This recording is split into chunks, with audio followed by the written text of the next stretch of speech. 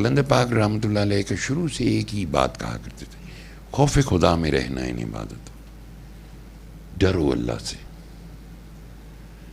اس لیے کہ تمہارا قیام عارضی ہے، اس لیے کہ تمہاری زندگی کا کوئی بھروسہ نہیں، اس لیے کہ اس کی ججمنٹ کے آگے کچھ چیلنج کوئی نہیں کر سکتا، وہ جو کرتا ہے ٹھیک کرتا ہے۔ اس لیے انہوں نے فرمایا اللہ جو چاہتا ہے، جیسے چاہتا ہے، جسے چاہتا ہے، جہاں چاہتا ہے، جب چاہتا ہے کرتا ہے، وہی کرنے والا ہے۔ اللہ how can you change, how can you challenge? اس لیے وہ کہتے ہیں کہ جو وقت ہے، وہ کہا کرتے تھے وقت کم ہے مقابلہ سخت، وہ ہم سب کے پاس وقت کم ہے۔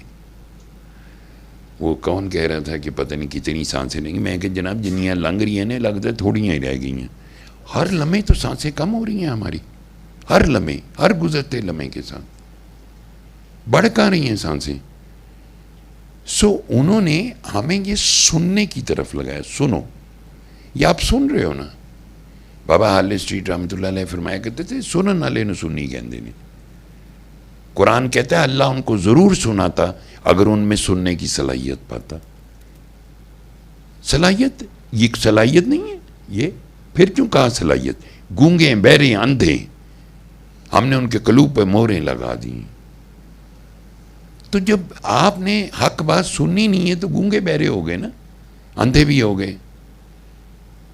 سو کلندر پاک رحمۃ اللہ علیہ اللہ کی طرف سے کتنی بڑی بلیسنگ بن کے آئے کہ جس کا ہمیں خود بھی اندازہ نہیں ہے۔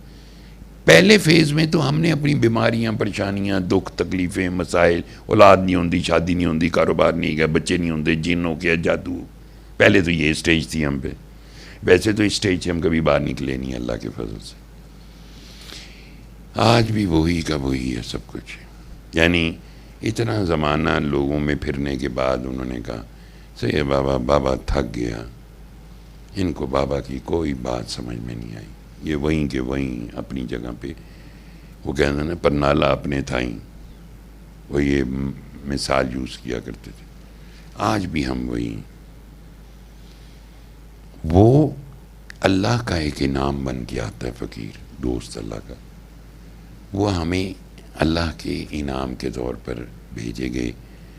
تو اپنے آپ کو خوش قسمت سمجھو کہ جو لوگ ملے، اور جو لوگ نہیں ملے، جو ملنے والوں کو ملے، آپ تک بات تو پہنچ گئی، آپ نے اس فیض کا وہ سارا رنگ و روپ دیکھ لیا، اس فیض کا رنگ دیکھ لیا، کیسے یہ ناممکنات کو ممکن کر رہا ہے فیض۔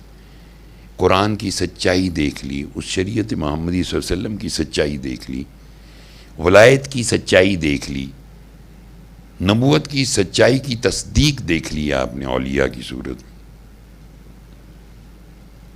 اس کے بعد بھی اگر میں صرف یہ کہوں کہ جی میں چونکہ میری ذات کا مسئلہ، ہماری ذات کا کیا مسئلہ ہے؟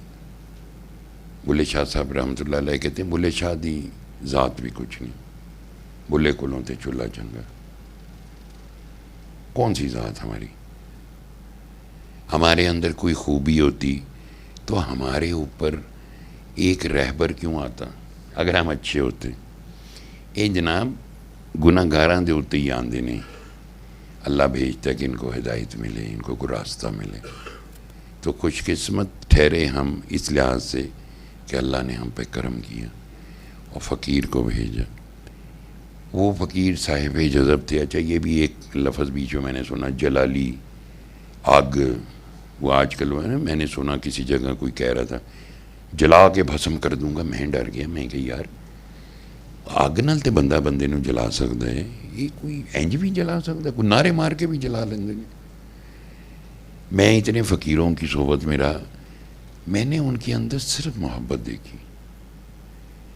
انہیں وہ کیوں لوگوں کی مخالفت کریں، کیوں ایسی بات کہیں؟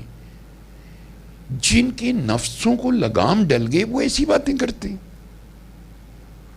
کلندر پاک رحمۃ اللہ علیہ تو بدکار ترین انسان سے بھی پیار کرتے تھے۔ انہوں نے تو اپنی آئیڈینٹیفیکیشن کے لیے، اپنی آئیڈینٹی کے لیے بازار حسن کے بازار میں آستانہ بنا کے اپنے سینے پہ پیر کا گیتار کا جو لقب تھا وہ سجا لیا۔ انہوں نے تو نہیں کہا میں جلا سکتا ہوں.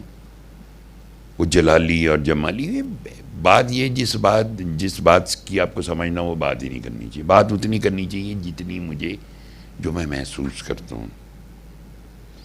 میں آخر وارث سے کلندر ہوں نہ. میں کدی کسی نے کیا ہے کہ میں ساڑ دے بہت سارے چکر دیندے نے مینوں بلا وجہ، اور میں چکر کھا لینا آرام نال، کوئی بات نہیں، کوئی فرق نہیں پڑتا. یہ تو نہیں کہا کہ یار میں تمہیں جلا دوں گا، اکھاڑ دوں گا. یہ اس لیے یہ پرسیپشن غلط ہے اولیاء اللہ کے بارے میں.